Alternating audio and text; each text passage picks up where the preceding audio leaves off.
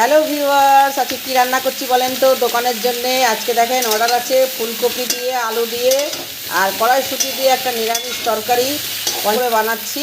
বাকিটা তরকারি অন্য নেবে। এটা ফুলকপির রেসিপিটাই আপনাদেরকে দেখাচ্ছি, একদম নিরামিষ রেসিপি। আর ভালো লাগলে অবশ্যই লাইক করবেন, শেয়ার করবেন। আর যারা যারা কেউ অর্ডার দিতে চাইলে আমার দোকানে এসে অর্ডার দিতে পারেন। অর্ডারের রান্নাও আমি করি। এ দেখেন দোকানের জন্য হচ্ছে, রান্নাগুলো দেখে নেন। কম বেশি তো আমি ভিডিও ছাড়ছি আপনাদের কাছে। ভালো লাগলে এইভাবে লাইক করবেন আর পাশে থাকবেন বেশি বেশি করে। পুরো ফ্রি। বন্ধুরা দেখুন, তেল তো গরম হয়ে গেছে, এতে দুটো তেজপাতা আর গোটা জিরে ফোড়ন দিলাম। পুরো একদম যেহেতু নিরামিষ রান্না। আর মশলাতে দেখেন আদা, জিরে, ধনে, হলুদ, কাঁচা লঙ্কা, টমেটো, গোলমরিচ সমস্ত মশলা আমি একসঙ্গে পেস্ট করে নিয়েছি এখানে। মানে হলুদ, নুনটা দিইনি এখনও, নুনটা দেবো যেহেতু নিরামিষ রান্না।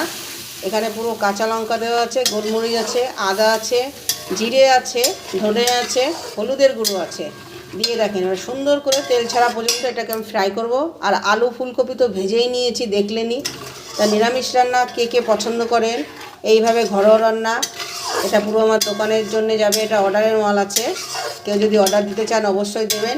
এইভাবে সব কিছুই পেয়ে যাবেন নিরামিষ রান্না।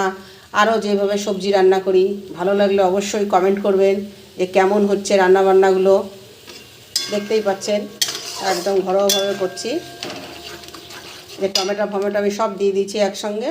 সুন্দর করে এটাকে তেল ছাড়া পর্যন্ত ফ্রাই করব। বাকি আলু ফুলকপি ভাজা হয়ে গেছে, পুরো কমপ্লিটটা ফ্রাই করার সময় আপনাদেরকে দেখাবো। বন্ধুরা কিছুটা কড়াইশুঁটি আছে, মশলা ফ্রাইয়ের মধ্যে দিয়ে দেবো, নাহলে কাঁচা গন্ধটা থেকে যাবে। এর সঙ্গে একটু ফ্রাই করে নেবো। আর সবসময় বলি আমি, মশলাটা সবসময় ভালো করে ফ্রাই করবেন। ফ্রাই করলে কি হয়, এর যে কাঁচা গন্ধটা একদম চলে যায়। দেখেছেন কি সুন্দরভাবে এটা ফ্রাই করছি। একদম নিরামিষ রান্না। দেখুন বন্ধুরা, আমার পুরো সুন্দর করে আমি মশলা ফ্রাই করে নিয়েছি। এবার বাকি ফুলকপিটা যখন এতে ঝোল দেবো, জল দিয়ে ফুটে উঠবে, সামান্য যাবে, এতে জল বেশি দেবো না যেহেতু ফুলকপির এটা রসা হবে। ফুলকপি দিয়ে আলু দিয়ে দেখতেই পাচ্ছেন, আর কালারটা কত সুন্দর এসেছে দেখেন। কমেন্ট করবেন আপনারা যে নিরামিষ রান্না কেমন হয়। দেখুন বন্ধুরা, পুরো ফুলকপির এটা আলু মটর সব মশলা ফ্রাই করে দেখেন ফুটে উঠেছে। আর ফুলকপিটা আমি ভেজে রেখেছি হলুদ নুন দিয়ে। বাকিটা এবার দিয়ে দেবো, যেহেতু দেশি ফুলকপি একদম, নাহলে গলে যাবে, যাতে ফুলকপি এক একটা গোটা গোটাই থাকে। এবার মিনিট 5 ফুটাবো। এতে নামানোর আগে একটু গরম মশলা দিয়ে বাকি পুরো কমপ্লিট ভিডিও আপনাদের সঙ্গে শেয়ার করব। ভালো লাগলে অবশ্যই লাইক শেয়ার বন্ধুরা কমেন্ট করবেন।